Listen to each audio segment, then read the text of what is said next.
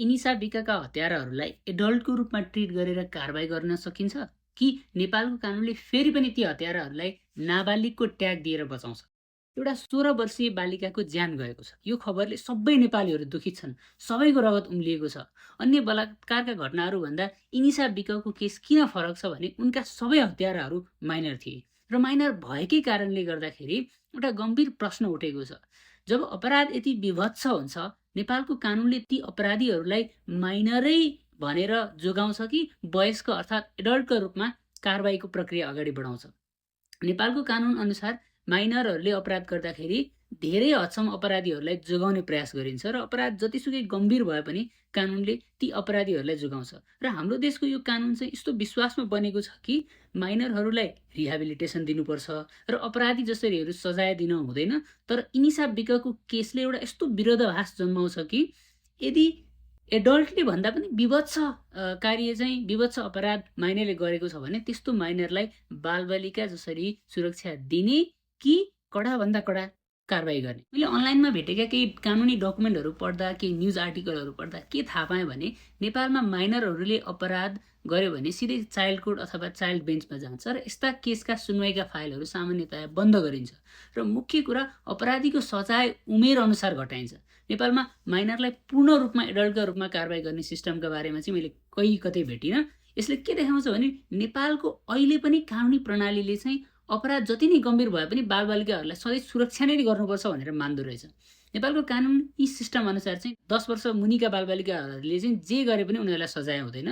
10 देखि 14 वर्षको समयका बालबालिकाहरूलाई पनि कानुनले एकदमै धेरै सुरक्षा दिएको छ। तर 14 देखि 16 वर्षका बालबालिकाहरूले चाहिँ के अपराध गर्यो भने त्यो अपराधको गम्भीरता अनुसार चाहिँ उनीहरूलाई आधा सजाय दिने गरिदो रहेछ र 16 देखि 18 वर्ष बीचका बालबालिकाहरूले कुनै अपराध गर्यो भने चाहिँ एडल्टले पाउने सजायको 2/3 चाहिँ उनीहरूलाई दिन मिल्दो रहेछ। तर यसको कार्यान्वयन एकदमै कम हुन्छ र धेरैजसो केसमा धनीमानी पावर पहुँच भएका मान्छेहरूले चाहिँ उनीहरूका छोराछोरीहरू यस्तो केसमा फस्यो भने चाहिँ माइनरको कानुनहरू ल्याएर चाहिँ उनीहरूलाई जोगाउने प्रयास गरिन्छ। त्यसरी अपराधीहरूलाई अनेक गरेर बचाएकै कारणले गर्दा यस्ता घटनाहरू घट्छ र नेपालीहरूको रगत उम्लिन्छ। आपराधिक मानसाय भएका व्यक्तिहरू यस्ता कुकार्य गर्नबाट पछि पनि हट्दैनन्।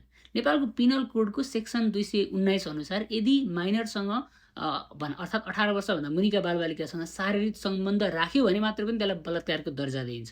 यदि बालबालिकाहरूलाई यति धेरै सुरक्षित राख्नु छ भन्ने हेतुले नै त यस्तो कानुन बनाएको हो। तर बालबालिका पनि त अपराधी हुन सक्छन् भन्ने कुरा पनि त कानुनमा आउनु पर्यो नि। हाम्रो छिमेकी देश भारतमा पनि यस्तै खालको केही घटनाहरू घटेको छ। म एउटा उदाहरण दिन्छु। 2012 को दिल्ली ग्याङ रेप केस। यो मुद्दामा एउटा अपराधी 17 वर्षका बालक थिए। ऊ चाहिँ 17 वर्ष भएकै कारणले गर्दाखेरि चाहिँ किशोर कानुन अथवा सिम्पल भाषामा जुवेनाइल कानुन अनुसार उसलाई चाहिँ जम्मा 3 वर्षको सजाय दियो। त्यसमा चाहिँ ऊ 3 वर्ष सुधार केन्द्रमा बस्यो र 3 वर्षपछि रिहाई भएको थियो। यो कारणले गर्दा करोडौं मान्छेहरू आश्चर्यचकित भएका थिए र यसले जनताहरूमा निराशा पनि ल्याएको थियो र क्रान्ति गर्नुपर्ने खालको भावना पनि ल्याएको थियो। यही क्रोध उब्जिएकै कारणले गर्दा भारतमा कानुनी परिवर्तनहरू आए र यदि इनिसाको केसमा अपराधीहरूलाई फेरि पनि बचाउने र मामुली सजाय दिएर केसलाई बन्द गर्ने कार्य भयो भने चाहिँ के हुन्छ भनेर मैले भनिरहन पर्दैन।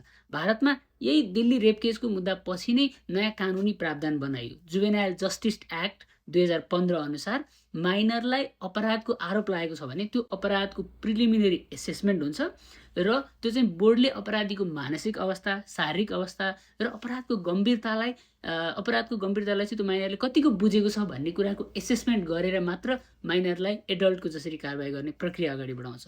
र भारतले माइनरको सुरक्षा गर्ने प्रणाली फालेन तर प्रणालीलाई सुधार गर्यो, जसले गर्दाखेरि चाहिँ अपराधीहरूले कडाभन्दा कडा सजाय पाउने सिस्टम बनायो। यस्तो प्रणाली आएपछि भारतमा केही माइनरहरूले चाहिँ एडल्टको जसरी सजाय पाएका उदाहरणहरू पनि छन्। केही 16 देखि 17, 18 वर्षका अपराधीहरूले बलात्कार र हत्याको केसमा चाहिँ 20 वर्षसम्म सजाय पाएका छन्। नेपालमा पनि यस्तो कानुन ल्याएर राम्रोसँग कार्यान्वयन गर्न जरुरी छ।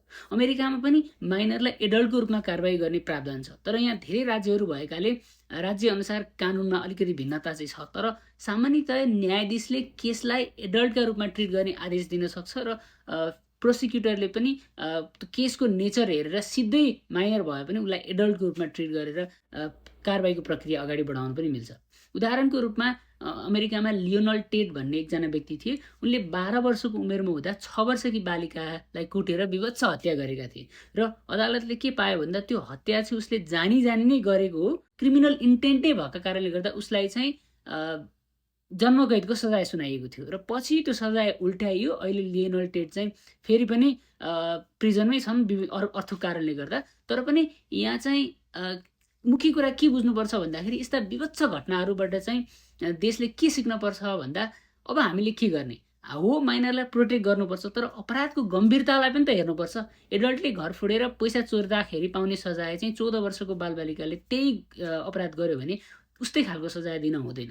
तर अपराधमा यस्तो गम्भीर अपराध गर्दाखेरि चाहिँ उमेरको खाक्रो ओढेर अपराधीलाई बचाउने प्रयास पनि त गर्न हुँदैन हो। नाबालिगलाई सुरक्षा दिनुपर्छ, किनकि कतिपय माइनरहरूलाई चाहिँ नभएको आरोप लगाइन्छ, कतिपयले अन्डु इन्फ्लुएन्समा आएर अपराध गर्छन्, कतिपय चाहिँ गरिबी र अप्ठ्यारो बालबालिकामा नराम्रो प्रभाव परेका कारणले गर्दाखेरि चाहिँ अपराध गर्छन् र कति चाहिँ आफै अपराधको शिकार भएकाले अपराध गर्छन्। कानुन बदल्दा नेगेटिभ रिजल्ट आउन सक्ने कुरालाई पनि ध्यान गर्नुपर्छ, तर परिवर्तन चाहिँ गर्नुपर्छ। नेपालमा धेरै कुरा गर्न सकिन्छ, जस्तै चिल्ड्रेन एक्टलाई चाहिँ एमेन्ड गर्न मिल्छ हैन। अनि बालबालिकाहरूले गम्भीर खालको अपराध गर्यो भने तिनीहरूलाई चाहिँ एडल्टको रूपमा ट्रिट गर्ने प्रावधान ल्याउन मिल्छ र कस्ता कार्यहरू चाहिँ एकदम विभत्स कार्यहरू हुन्, विभत्स अपराधहरू हुन् भनेर त्यसलाई छुट्याउनुपर्छ। अनि माइनरहरूको अपराध चाहिँ पुरा नभएसम्म चाहिँ डिटेन्सनमै राख्ने खालको सिस्टम पनि ल्याउनुपर्छ। जस्टिस सिस्टमले बालबालिकाहरूको सुरक्षा गर्नुपर्छ, तर त्यस्ता बालबालिकाहरू जसबाट समाजलाई नै खतरा छ त्यस्ता बालबालिकाहरूलाई चाहिँ कडाभन्दा कडा सजाय दिने प्रणाली पनि राज्यले बनाउनुपर्छ। इनिसा बिकाका हत्याराहरूले कडाभन्दा कडा सजाय पाउन्। यो पल्ट निर्मला पन्तको हत्याकाण्ड जसरी चाहिँ यो केसलाई यत्तिकै नपन्छाइयोस्, यति भन्दै बिदा हुन्छु। धन्यवाद।